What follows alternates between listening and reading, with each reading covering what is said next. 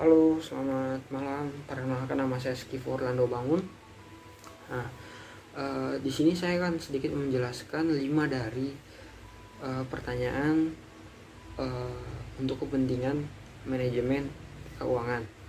Yang pertama, di sini saya akan sedikit membahas fenomena startup pilot di Indonesia. Nah, di mana situasi banyak perusahaan rintisan startup di Indonesia mengalami kesulitan finansial atau bahkan gagal dalam bisnis tersebut. Ada beberapa faktor yang dapat menjelaskan fenomena ini. Faktor yang pertama, persaingan yang ketat. Pasar startup di Indonesia sangat kompetitif dengan banyak pemain yang mencoba untuk mendapatkan pangsa pasar yang sama. Persaingan yang sangat sengit dapat membuat sulit bagi beberapa startup untuk bertahan. Nah, dan yang kedua, masalah keuangan. Banyak startup mengalami kesulitan dalam mengelola keuangan mereka. Mereka mungkin menghabiskan terlalu banyak uang untuk pengembangan produk dan pemasaran, sementara pendapatan belum mencukupi untuk menutupi biaya operasional tersebut. Dan yang ketiga, kondisi pasar yang berubah. Perubahan dalam kebijakan atau perubahan perilaku konsumen juga dapat mempengaruhi kesehatan finansial startup. Misalnya, pandemi COVID-19 telah memaksa beberapa startup untuk menyesuaikan bisnis mereka untuk perubahan dalam beberapa kondisi ekonomi. Dan yang keempat, keterbatasan modal. Salah satu tantangan yang dihadapi oleh beberapa startup adalah keterbatasan akses terhadap modal. Tanpa cukup modal, mereka mungkin kesulitan untuk mengembangkan bisnis mereka atau menghadapi tekanan finansial. Dan yang keempat maksud saya, perubahan dalam regulasi. Nah, pemerintah juga dapat mempengaruhi bisnis startup. Peraturan baru atau perubahan aturan yang ada bisa mempengaruhi model bisnis startup, misalnya dalam hal perizinan atau pajak. Nah, meskipun banyak startup mengalami kesulitan, beberapa berhasil bertahan dan tumbuh menjadi perusahaan yang sukses. Kesuksesan startup juga tergantung pada strategi manajemen, eksekusi yang baik, dan kemampuan untuk beradaptasi dengan perubahan pasar. Nah, contoh startup yang mengalami pilot ada Traveloka, yang dimana sebuah platform pemesanan tiket pesawat atau akomodasi juga melalui masa kesulitan selama pandemi COVID-19 ketika perjalanan internasional dan logistik terbatas.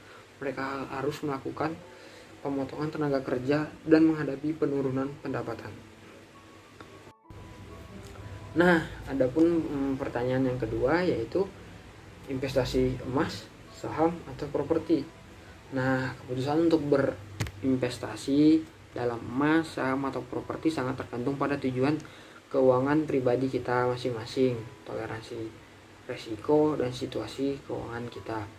Setiap jenis investasi memiliki kelebihan dan kelemahannya sendiri. Nah, ada beberapa hal yang harus kita pertimbangkan untuk masing-masing investasi tersebut. Yang pertama, investasi emas. Adapun kelebihannya yaitu emas sering dianggap sebagai perlindungan nilai terhadap inflasi dan ketidakstabilan ekonomi. Harga emas cenderung naik dalam jangka panjang. Emas juga dapat menjadi diversifikasi portofolio yang baik.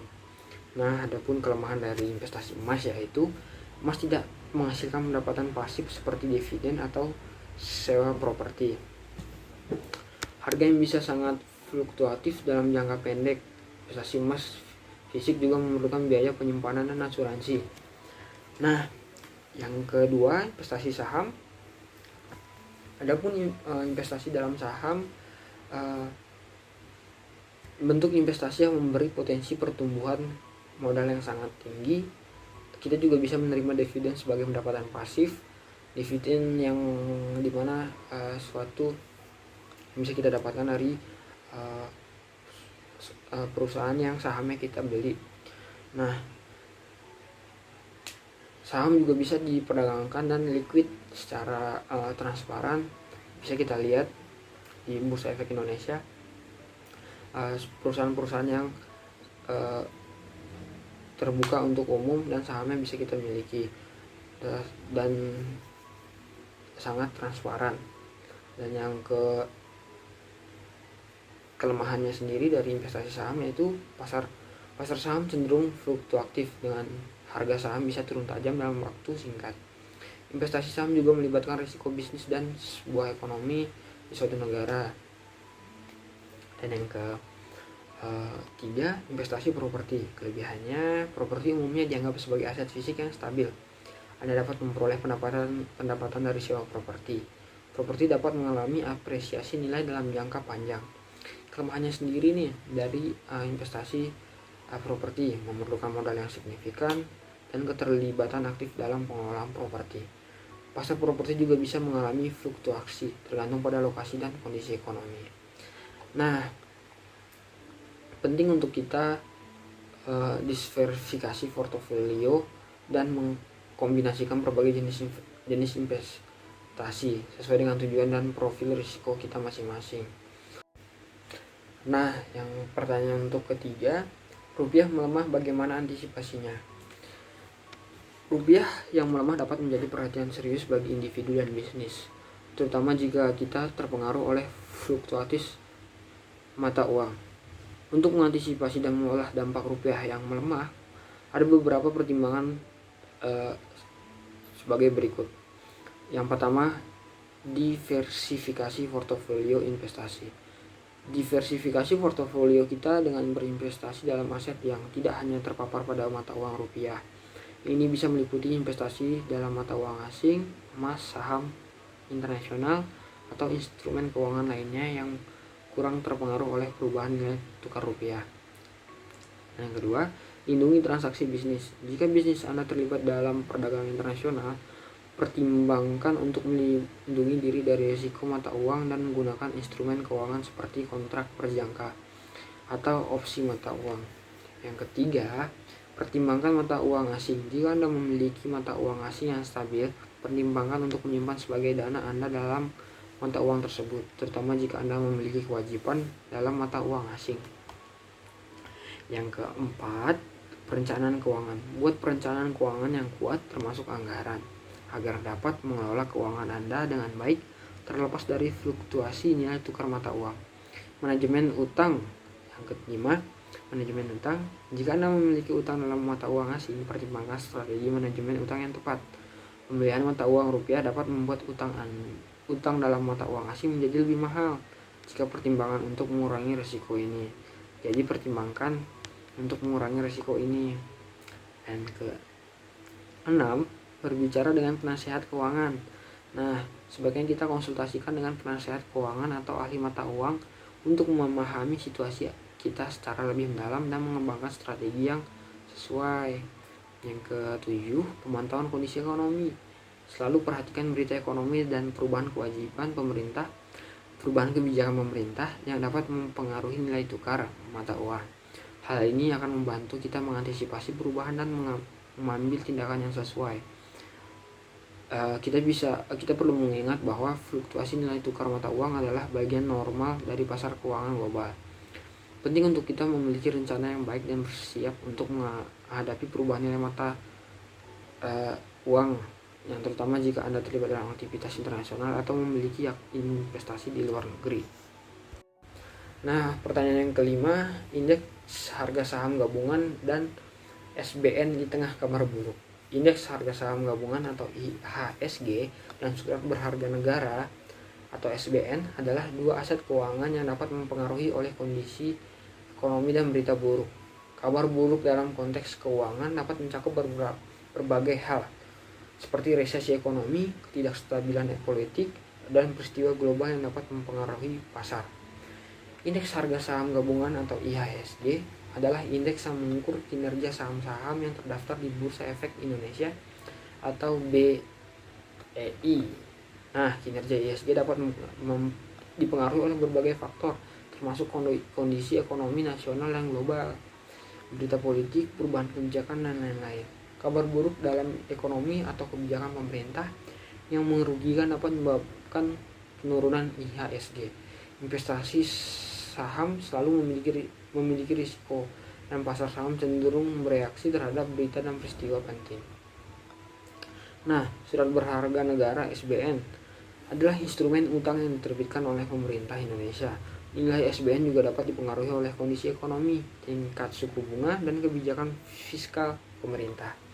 Jika berita buruk menunjukkan ketidakstabilan ekonomi atau risiko kredit bagi pemerintah, harga SBN bisa terpengaruh. Harga SBN dan tingkat bunganya cenderung terbanding berbalik. Artinya jika SBN turun, tingkat bunganya bisa naik. Nah, dalam situasi kabar buruk seperti resesi atau krisis ekonomi, investor cenderung mencari perlindungan dalam aset yang dianggap aman seperti obligasi pemerintah atau emas. Namun penting untuk diingat bahwa kondisi pasar keuangan selalu berubah-ubah dan reaksi pasar bisa bervariasi tergantung pada faktor-faktor yang mempengaruhinya. Sebagai investor atau pemegang SBN, penting untuk memahami resiko dan memiliki rencana investasi yang sejalan dengan tujuan keuangan kita masing-masing. Nah, konsultasikan dengan penasihat keuangan atau pakar investasi untuk membantu kita mengelola portofolio dalam menghadapi berita buruk dan ketidakpastian pasar. Dan yang pertanyaan yang keempat yaitu pengajuan KPR ditolak karena utang pinjol. Nah, pengajuan KPR atau kredit pemilikan rumah yang ditolak karena utang pinjol adalah masalah yang dapat dihadapi seseorang ketika mencoba mendapatkan pinjaman hipotek untuk membeli rumah, tetapi memiliki riwayat utang dari layanan pinjaman online atau pinjol. Ini bisa menjadi permasalahan serius karena lembaga pemberi pinjaman hipotek cenderung melakukan pemeriksaan kredit yang ketat sebelum memberi persetujuan KPR. Beberapa langkah yang bisa kita pertimbangkan jika kita mengalami penolakan KPR karena utang pinjol. Yang pertama, bayar utang pinjol. Prioritaskan untuk melunasi utang pinjol sebanyak mungkin. Ini akan membantu meningkatkan kredibilitas kita sebagai peminjam. Yang kedua, perbaiki sektor kredit. Selain membayar utang, kita juga dapat mencoba untuk memperbaiki skor kredit kita. Pastikan semua pembayaran dilakukan pada waktu yang tepat dan kelola keuangan kita dengan baik. Yang ketiga, bicarakan dengan pemberi pinjaman KPR. Kita dapat mencoba berbicara dengan lembaga pemberi pinjaman KPR yang menolak pengajuan kita. Diskusikan situasi kita. Jelaskan perubahan yang telah Anda lakukan dan tanyakan apakah peluang untuk mengajukan ulang. Yang selanjutnya, cari lembaga pemberi pinjaman yang lebih fleksibel. Beberapa lembaga memberi pinjaman KPR mungkin lebih fleksibel daripada yang lain dalam hal riwayat kredit. Mencari lembaga pemberi pinjaman yang lebih bersedia bekerja dengan peminjaman memiliki riwayat untuk pinjol bisa menjadi pilihan. Selanjutnya, siapkan dokumen tambahan. Beberapa lembaga pemberi pinjaman KPR mungkin meminta dokumen tambahan atau jaminan lain seperti kompensasi atas riwayat kredit yang kurang baik. Yang selanjutnya, konsultasikan dengan penasihat keuangan. Jika kita mengalami kesulitan dalam mengatasi masalah ini, kita bisa mempertimbangkan untuk berkonsultasi dengan penasihat keuangan atau konsultan hipotek yang dapat memberikan saran dan panduan yang sesuai dengan situasi kita. Nah, perlu diingat bahwa mendapatkan KPR dapat melibatkan proses yang rumit.